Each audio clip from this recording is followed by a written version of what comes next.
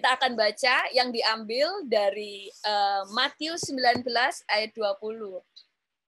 Yesus memandang mereka dan berkata, bagi manusia ini tidak mungkin, tetapi bagi Allah segala sesuatu mungkin.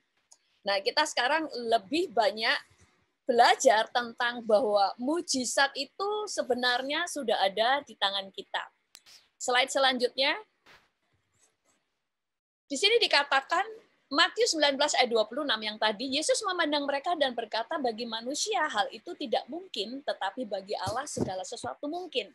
Kemudian di dalam Markus 9 ayat 23 berkata, katamu jika engkau dapat, tidak ada yang mustahil bagi orang yang percaya. Oke, kalau kita buka ya di dalam Lukas, di dalam tidak ada di slide, di dalam Lukas 1 ayat 37 dikatakan, sebab bagi Allah tidak ada yang mustahil. Kemudian tadi di Markus 9 ayat 23 dikatakan, bagi orang tidak ada yang mustahil, bagi orang yang percaya. Jadi mujizat itu hanya akan terjadi kalau dua hal ini bertemu. Pertama, tidak ada yang mustahil bagi Allah, itu sudah pasti. Tetapi yang menjadi pertanyaan berikutnya adalah, apakah engkau percaya bahwa tidak ada yang mustahil bagi orang percaya? Jadi bukan hanya mempercayai bahwa Tuhan dapat melakukan perkara besar, tetapi juga mempercayai bahwa perkara besar itu sudah ada di dalam diri kita, sehingga kita mampu melakukan perkara-perkara besar. Karena ternyata mujizat itu tidak hanya terjadi atau kita ini tidak hanya punya modal hanya percaya kepada Tuhan. Tetapi yang kedua adalah percaya pada diri kita juga. Percaya pada diri sendiri. Tadi pagi saya sampaikan contoh. Pada waktu Tuhan berkata kepada Gideon, hai engkau pahlawan yang gagah berani. Kalau Tuhan sudah mengatakan engkau pahlawan yang gagah berani, berarti ya dan amin. Seringkali kita percaya pada waktu Tuhan mengatakan itu. Tetapi belum tentu benar-benar percaya bahwa kita itu seperti yang dikatakan. Seperti saya pernah ngalami pada waktu Tuhan katakan, kamu akan melayani aku praise and worship sebagai worship leader. Saya paling tidak suka mimpin praise and worship. Saya paling takut untuk mimpin praise and worship. Nyanyi senang, tapi kalau jadi WL, saya takut. Karena saya nggak terlalu bisa memilih lagu.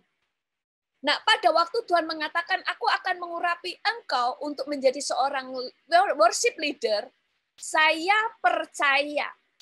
Tetapi waktu diberi tugas, saya nggak percaya bahwa saya bisa.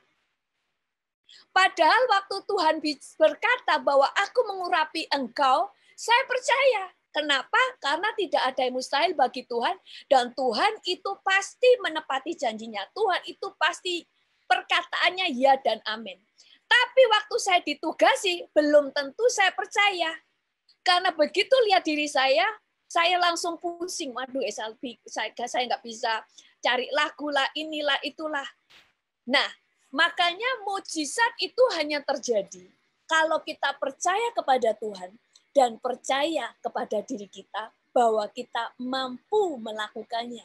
Karena sebenarnya mujizat itu nggak jauh.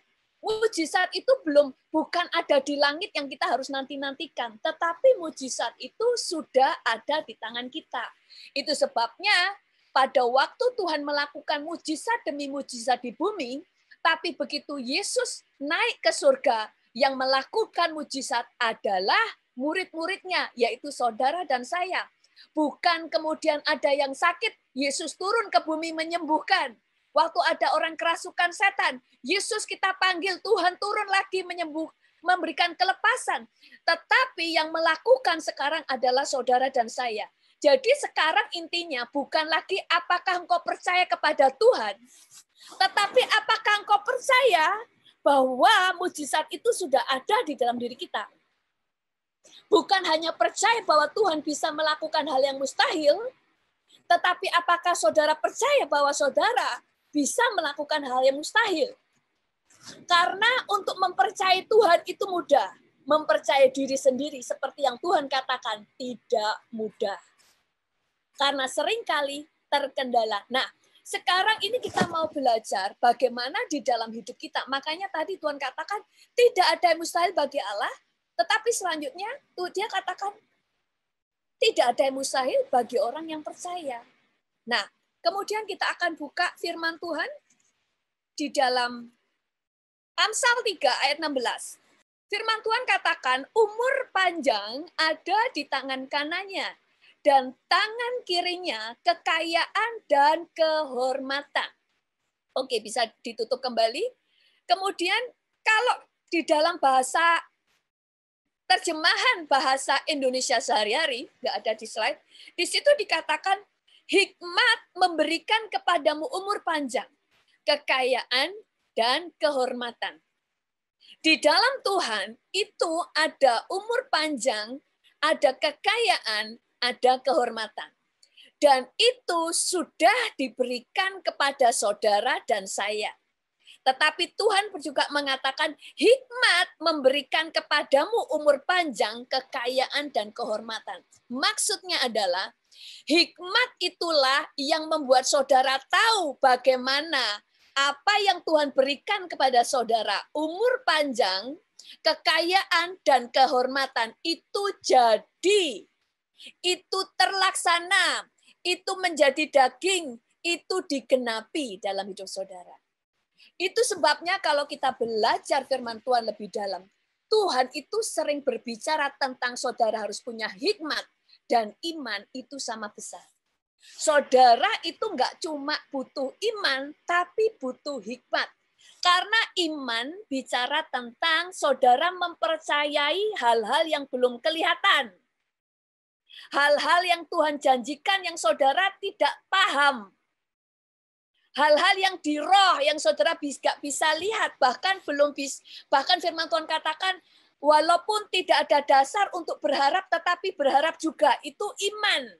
Tetapi untuk menjalankan iman, untuk menjalankan kehidupan butuh yang namanya hikmat. Makanya di dalam kehidupan kita ada 4 hal yang kita butuhkan. Yang pertama adalah iman. Kedua, hikmat. Yang ketiga, pengetahuan.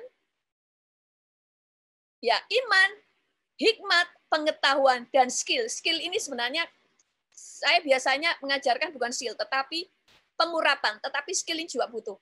Nah, bisa ditutup lagi. Nah, di dalam kehidupan kita, kita itu butuh hikmat. Kenapa? Karena seringkali jawaban Tuhan atas hidup kita sudah ada di dalam diri kita.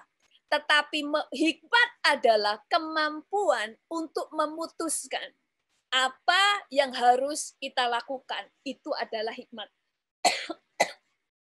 Dan hikmat adalah kemampuan menemukan apa yang dalam diri kita yang ternyata itu adalah alat Tuhan untuk menjawab doa kita. Nah, saya mau contohkan ya, seringkali Tuhan itu dalam melakukan mujizat atau jawaban doa, kita selalu membayangkan kalau kita ada pergumulan, itu Tuhan itu akan membuat mujizat dari luar. Misalnya kalau saya butuh uang, Tuhan akan kirimkan orang mengirimkan uang. Kalau saya butuh rumah, tiba-tiba ada orang yang membelikan saya rumah. Tuhan bisa melakukannya, tetapi jarang terjadi. Kenapa? Karena Tuhan itu ingin kita ini mengerti siapa diri saudara dan saya. Bahwa saudara dan saya adalah pelaku mujizat. Nah, itu sebabnya pada waktu Tuhan memanggil Musa, yang Tuhan tanya kepada Musa, apa yang ada di tanganmu? Tuhan nggak bilang gini, supaya kamu membuat mujizat, aku akan berikan kepada kamu sebuah batu. Batu akik lah, batu apa, untuk melakukan mujizat. Aku akan memberikan sesuatu. Enggak. Apa yang ada di tanganmu? Karena Tuhan seringkali untuk memulai pertama kali adalah apa yang ada dalam diri kita. Karena Tuhan itu selalu sudah menyediakan segala sesuatu dari diri kita. Dari tongkat Musa itu justru Musa melakukan banyak mujizat, membelah laut, kemudian tongkat menjadi ular, sampai akhirnya tongkat Musa disebut tongkat Allah. Pada waktu janda Sarfat, dia mengalami masa kelaparan. Yang Elia tanya, bukan apa yang tidak ada pada dia. Oh, kamu apa yang kamu nggak punya? Saya nggak punya beras, saya nggak punya ini. Kalau ditanya yang nggak punya, kebanyakan banyak. Tetapi yang selalu ditanya, apa yang kamu punya? Kemudian orang ini berkata, aku cuma punya tepung sedikit dan minyak sedikit. Cukup. Dari situ Tuhan buat mujizat. Pada waktu dengan janda seorang nabi, dia nggak punya uang untuk bayar utang, utangnya banyak sampai anaknya mau diambil yang diutangi, dia mau tangkap anaknya supaya jadi budak sampai utangnya lunas. Elisa tidak menanyakan apa yang dia tidak punya, tapi yang ditanyakan apa yang kamu punya. Dan dia cuma punya minyak sedikit dalam buli-buli, itu sudah cukup. Dan itu dibuat pelipat gandaan. Sama dengan pertanyaan Tuhan, waktu ngasih 5.000 orang makanan. Tuhan tidak bertanya apa yang nggak punya. Apa, di mana ada toko, di mana bisa beli makan. Bukan itu yang Tuhan tanya. Tapi apa yang kalian punya? Mereka cuma punya 5 roti dan 2 ikan. Dan itu cukup bagi Tuhan. Jadi intinya gini, seringkali orang Kristen gagal fokus. Karena salah paham, seringkali melihat Tuhan itu memberikan jalan keluar, itu melalui sesuatu yang spektakuler, atau yang supranatural, atau lewat orang lain. Jawabannya itu dari luar masuk ke dalam kita. Tetapi seringkali cara Tuhan nggak seperti itu. Kenapa nggak seperti itu? Yang pertama, supaya saudara menjadi pelaku firman. Kalau saudara, kita seringkali berdoa, berharap Tuhan mengerjakan bagiannya dan mengerjakan bagian kita, dan kita hanya diam saja. Tuhan bisa lakukan itu kalau kita sudah melakukan apa yang Tuhan pengen, yang kita nggak pengen. Contoh ya, misalnya Tuhan tuh suruh kita mendoakan orang. Nggak untuk keuntungan kita kan? Tapi kita menjadi jawaban bagi doa orang. Berarti kan kita melakukan apa yang Tuhan pingin, bukan apa yang kita pengen, karena bukan menguntungkan kita. Tiba-tiba kita disuruh Tuhan untuk besuk orang di pelosok. Makanya firman Tuhan katakan orang yang mengasihi Tuhan itu, Tuhan memberikan roti pada waktu dia masih tidur.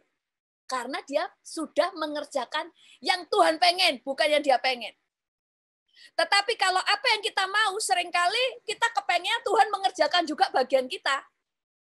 Tapi kalau yang untuk kepentingan kita, seringkali Tuhan mau tunjukkan bahwa di dalam dirimu sudah ada potensi untuk melakukan banyak mujizat. Saya tadi pagi memberikan contoh.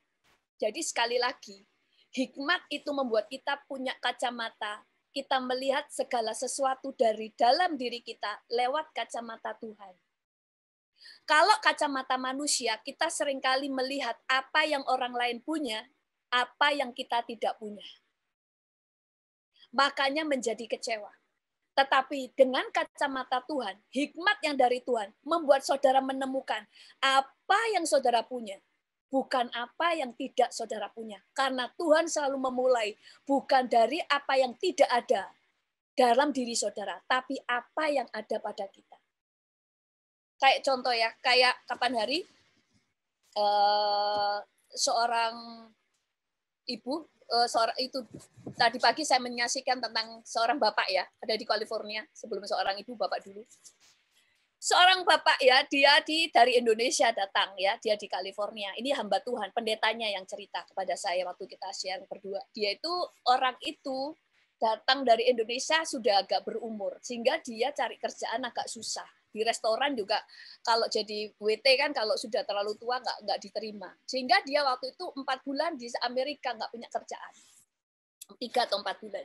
Sehingga kemudian dia nangis sama Tuhan, Tuhan saya ini gimana bayar rent, gimana ngasih makan anak-anak saya, karena satu keluarga datang.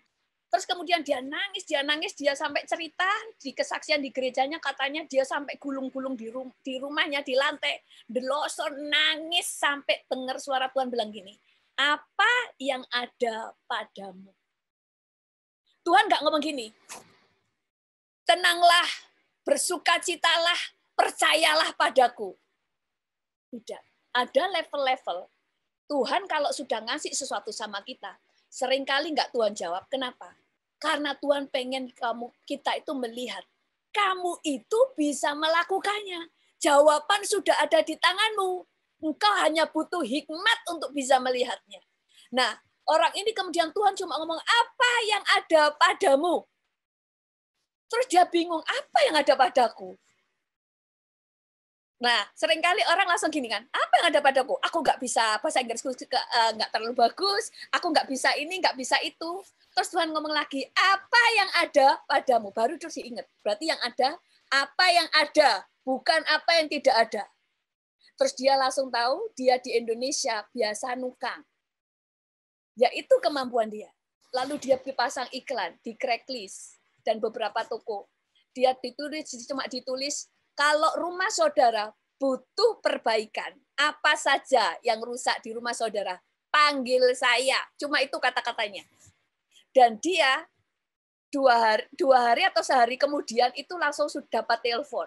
Ada orang nelpon dia, customer pertama. Waktu dia datang ke sana ternyata rumahnya masih baru, rumahnya gede, kosong. Dan orang itu bilang gini, rumahku ini masih baru, nggak butuh perbaikan. Saya cuma butuh kamu buat rumah saya jadi bagus. Terserah kamu mau kamu isi rumah saya dengan apa, saya akan kasih kamu kunci dan uang. Terserah kamu mau isi, yang penting rumah saya menjadi bagus. Saya akan liburan selama 3 bulan. Dan saya akan kembali, akan melihat bagaimana hasilnya. Setelah orang itu pulang, orang ini sebenarnya pengennya nolak. Tapi dia nggak punya kerjaan. Akhirnya dia ngomong, dia nangis lagi di rumah itu, gulung-gulung lagi dia bilang. Dia gulung-gulung lagi, stres. Baru pertama dapat customer langsung proyeknya besar. Bingung kan? Tuhan ngomong lagi, apa yang ada padamu?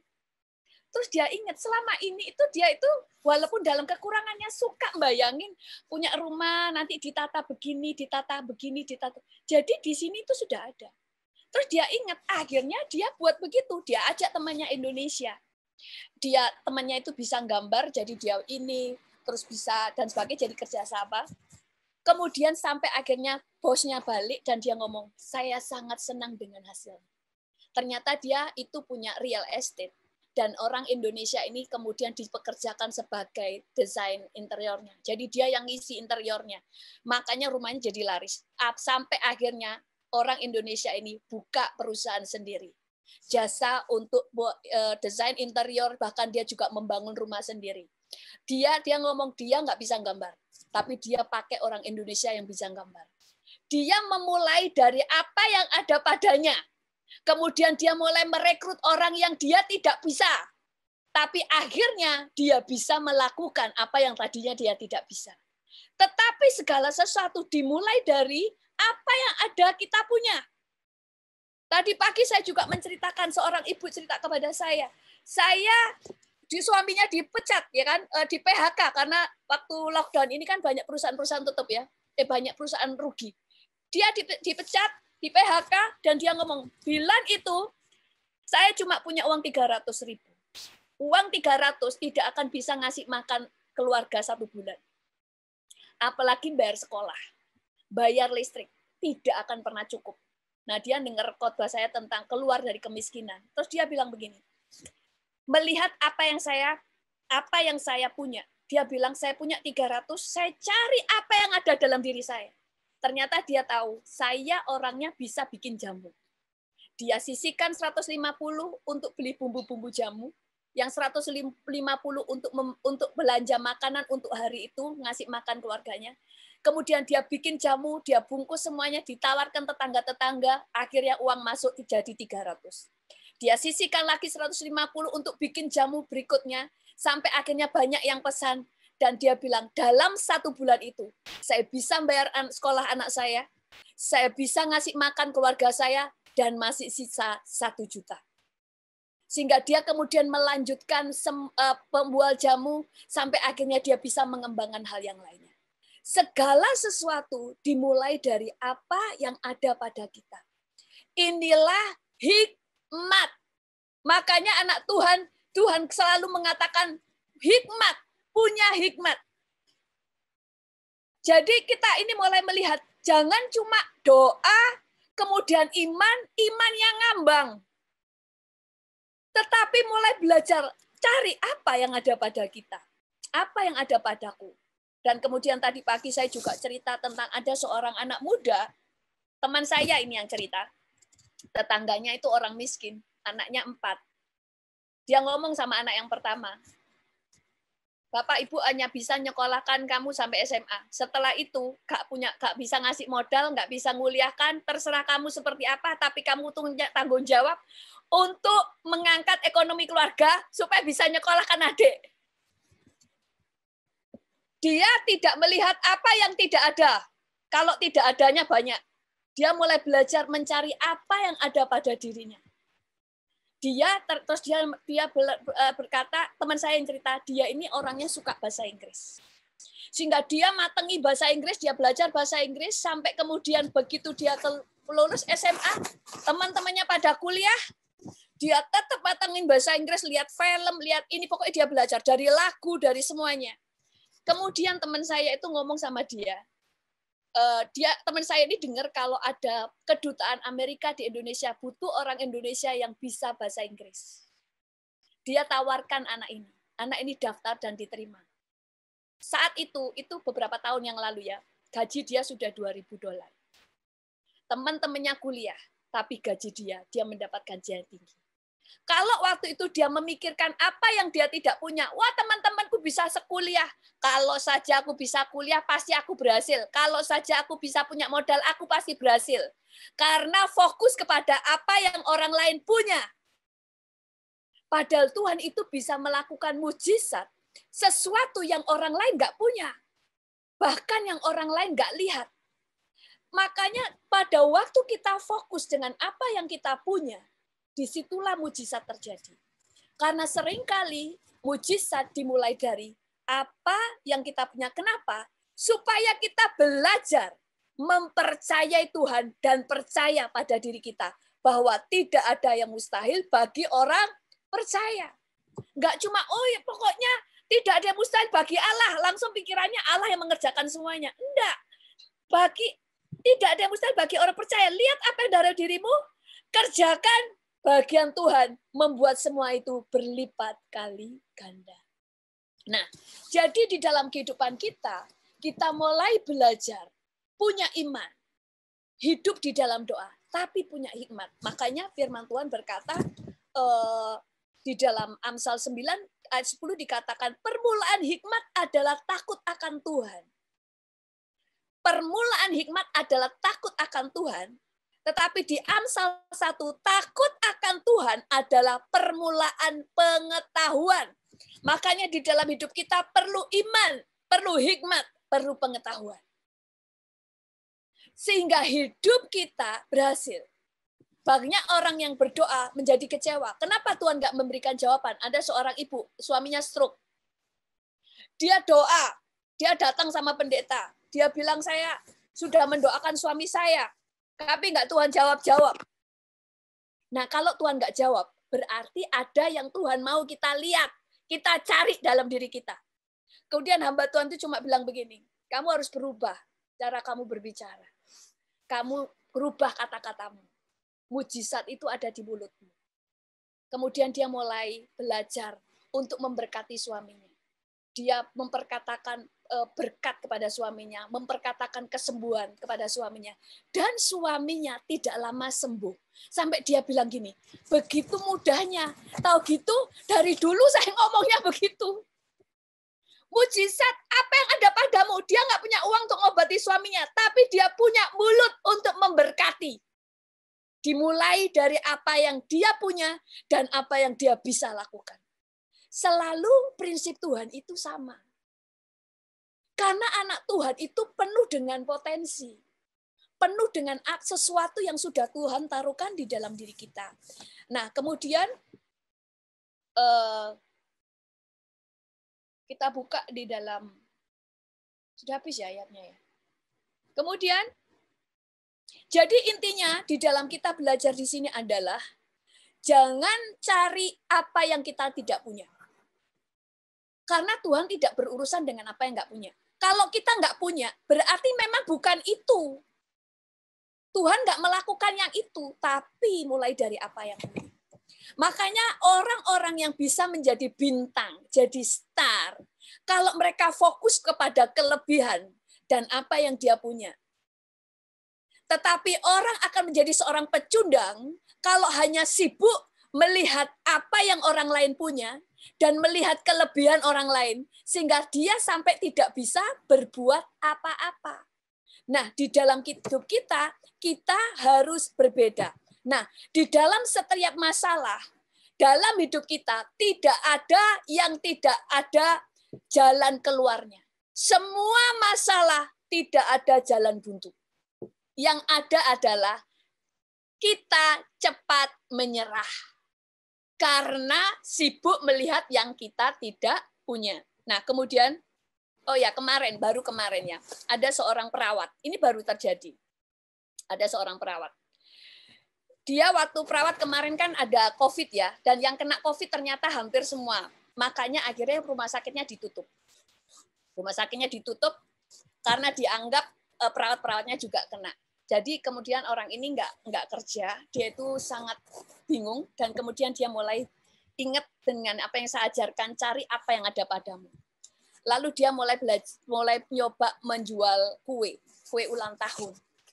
Dan ternyata dia tidak sangka, saudara, baru 2-3 bulan ini, itu larisnya nggak karu-karuan sampai dia buka toko. Sangat cepat sampai buka toko. Dan satu lagi kesaksian terakhir, supaya kita mengerti ya, Tuhan itu selalu, kenapa sih kok Tuhan itu kadang-kadang nggak jawab doa? Karena Tuhan itu ingin kita menjadi pelaku firman. Pelaku firman itu apa? Kalau di dalam Amsal, itu kita sudah diajarin cara hidup. Makanya Tuhan tidak menjawab doa karena supaya saudara harus tahu, Amsal bicara apa untuk kamu hidup. Kalau semua selalu Tuhan yang melakukan bagian kita, maka kita tidak akan pernah menjadi pelaku firman. Sehingga pada waktu firman yang berkata tidak ada mustahil bagi orang percaya tidak akan pernah berlaku. Karena semua Tuhan yang kerjakan. Makanya kadang-kadang Tuhan nggak jawab sampai kita melakukan sesuatu. Ada seseorang, ini kesaksiannya udah lama, ini di Amerika, orang bule. Orang itu waktu itu dikasih 2 pilihan. Kamu terus bekerja tapi gajinya kecil, atau dia mengeluarkan diri tapi dapat pesangon. Dia bilang, kalau cuma dapat pesangon nanti juga habis karena saya nggak punya, kayak nggak bisa kerja di tempat lain, saya sudah tua, ngomong ke pendetanya. Tetapi kalau saya kerja di situ, gaji sebulan nggak cukup untuk kebutuhan sebulan. Kerjanya kan kecil. Terus dia bilang, Pak Pendeta doain saya. Pendetanya cuma bilang gini, saya nggak perlu doain kamu. Tapi kamu harus memulai sesuatu yang kamu bisa lakukan. Terus dia bilang gini, saya nggak bisa lakukan apapun. Terus pendetanya bilang gini, istrimu setiap kali ada acara di gereja suka membawa kue. Dan kuenya itu suka, banyak yang suka. Terus dia bilang ini, bikin kue, kasih ke perusahaanmu dari bosmu sampai pegawai yang paling rendah, free. Pada waktu dia bagi-bagikan, banyak orang yang pesan makanan kepada dia. Kemudian bosnya bilang begini, bikin lagi, kasih ke perusahaan yang lain, free. Dan perusahaan yang lain akhirnya banyak yang pesan. Terus kemudian pendeta bikin lagi yang banyak, kasih perusahaan yang lain. Sampai akhirnya banyak yang mengenal. Terus akhirnya hamba Tuhan itu bilang gini, sekarang kamu tahu nggak jawabannya, apa yang kamu harus lakukan? Dia bilang gini, saya tahu, saya harus keluar, mengambil pesangon, dan kemudian saya bikin usaha sendiri. Kadang Tuhan memaksakan memaksakan sebuah kejadian, keadaan, supaya kita mulai keluar dari hal yang sebenarnya kamu nggak diberkati banyak di situ. Tapi seringkali kita bayangin, berkati aku Tuhan di perusahaan ini diangkat, jangan sampai dia dipecat. Tapi Tuhan memang menghendaki engkau dipecat. Supaya kita melakukan yang besar.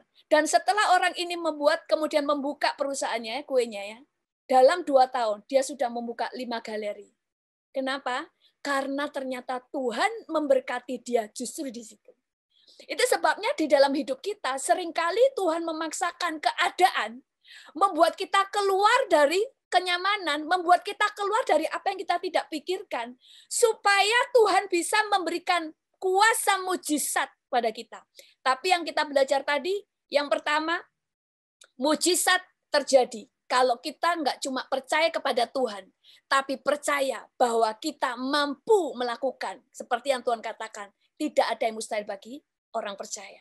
Yang kedua, kita harus mulai tahu untuk mencari apa yang ada pada kita, bukan yang tidak ada pada kita. Karena Tuhan seringkali memulai segala sesuatu dari apa yang ada pada kita. Jangan melihat kelebihan orang lain, karena kelebihan orang lain itu kelebihan dia. Tapi fokus kepada kelebihan dan apa yang kita punya. Baru segala sesuatu Tuhan lakukan. Dan kita nggak cuma butuh iman, tetapi hikmat. Kalau next time kita akan belajar, Tuhan selalu bicara, hikmat dan iman itu sama besar kebutuhannya. Sama besar. Engkau butuh hikmat dan engkau butuh hikmat.